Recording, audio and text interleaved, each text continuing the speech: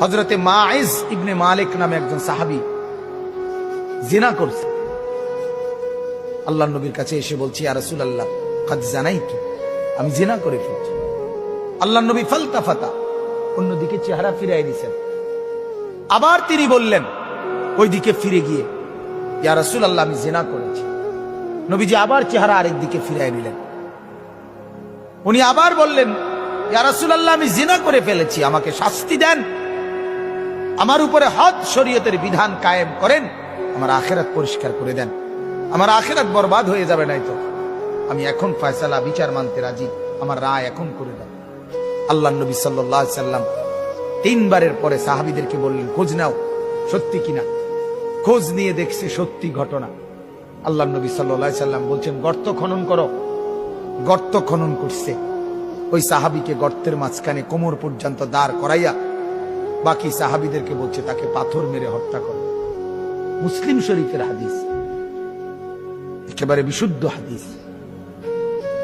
যখন পাথর মেরে হত্যা করছে, তখন পাথরের আঘাতের কারণে ওনার শরীর থেকে রক্তের ছিটা একজন সাহাবীর গায়ে আয়সা লাগছে।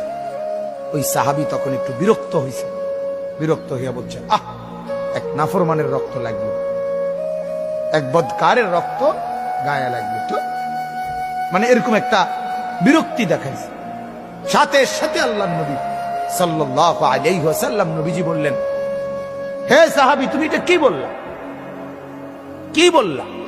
আমার এই মায়েজ গোটা পৃথিবী যা জানতো না, নিজের অপরাধ নিজে স্বীকার করে, নিজের শাস্তি নিজে গ্রহণ করে তওবা করছে।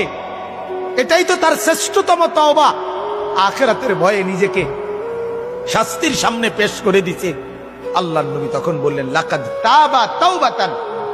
আরে সাহাবীরা শোনো, আমার এই সাহাবী এই মুহূর্তে এমন তওবা করছে, এটা তার এমন তওবা, লাউ কুসিমাত জামিউল আরদি লা ওয়াসাত।